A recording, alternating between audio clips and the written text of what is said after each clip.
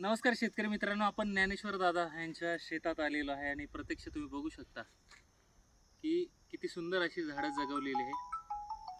दुष्काळी पट्टा म्हणायला म्हटलं तरी वावगं ठरणार नाही अशा क्षेत्रामध्ये ह्या माणसाने हाय डेन्सिटी प्लांटवर काम करायला सुरुवात केली. आणि प्लांटवर काम करायला सुरुवात करत असताना पहिल्यांदा झाडं लावली 1,500 आणि त्याच्यातली 1,000 झाडं डुकरांनी खराब करून टाकली. म्हणजे त्याच्यातली झाडं उरली नाही आणि तरी माणसाने हार मानली नाही आणि हार न मानता परत बाग उभी केली आंब्याची. आज आपण जालन्यामध्ये आहे आणि खूप चांगलं स्वागत केलेलं अतुल दादा असतील, ज्ञानेश्वर दादा असतील, आम्ही सगळेजण एक टीम म्हणून काम करत आहे आपल्या ग्रुपला. आणि त्याच्यानंतर आपण वेगवेगळ्या ठिकाणी जाऊन अभ्यास करायची का गरज आहे, तर हे मला समजलं की इथली जमीन चे प्रकार आणि त्याचबरोबर उपलब्ध पाणी ह्या गोष्टींचा ताळमेळ साधून छाटणी तंत्रज्ञान पण वेगळ्या पद्धतीने करायला पाहिजे. इथं आल्यावर लक्षात आलं, कारण आपल्या इथं रेड सॉइलमध्ये आपण 1.5 फुटावरच्या कटिंग घेतो. तर आता इथं आल्यावर ज्ञानेश्वर दादांनी पण मला एक वेगळी गोष्ट दाखवली की ह्या जमिनीमध्ये ब्लॅक सॉइल्ड आहे, थोडी सँडी सॉइल आहे. तर अशा अशा जमिनीमध्ये हीट जास्त असल्यामुळं खालून तापमान वाढल्यामुळं जर आपण 1.5 फुटावर जर कटिंग केली इथे जालन्यामध्ये तर थोडासा झाड वाढायला प्रॉब्लेम येतो. पण तेच जर समजा 2 ते 2.5 फुटावर जर कटिंग केली तर ते झाड चांगलं वाढतंय, असं त्यांचा प्रॅक्टिकल अनुभव आहे.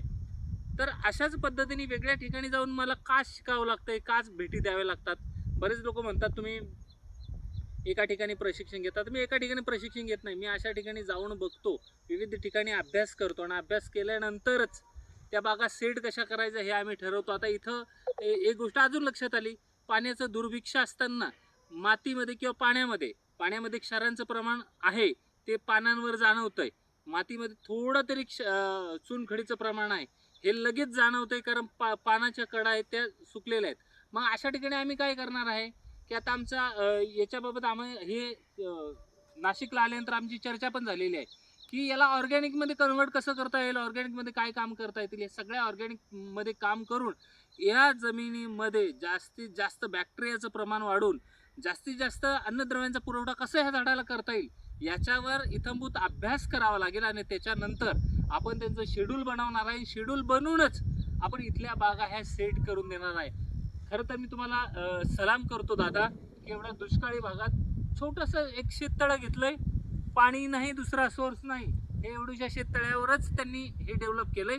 आणि भविष्यात खूप सुंदर अशी ही बाग पुढच्या 3 वर्षात खूप सुंदर अशी बाग होईल. आणि पुढच्या 2 वर्ष झालेले आहेत, 3ऱ्या-4थ्या वर्षी यांचं जेव्हा उत्पादन येईल तेव्हा परत मी व्हिडिओ तुम्हाला काढून इथं टाकेन की जालन्यामध्ये कमी पाण्यामध्ये किती सुंदर असं आंब्याचं उत्पादन घेता येऊ शकतंय आणि घेऊ शकतो. याचं जिवंत उदाहरण ज्ञानेश्वर दादा असतील. आता दादाच्या बागेला आता आपण पुढं जाऊन भेट देणार आहे.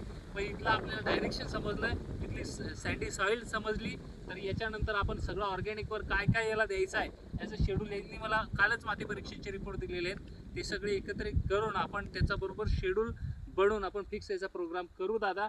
आणि त्याच्यानंतर ही बाग नक्कीच चांगल्या पद्धतीने 100% येईल आणि तुम्हाला लाखोत ही बाग कशी उत्पन्न देईल याचं जिवंत उदाहरण तुम्ही या भागातला ठराल. धन्यवाद. जय महाराष्ट्र, जय बळीराजा.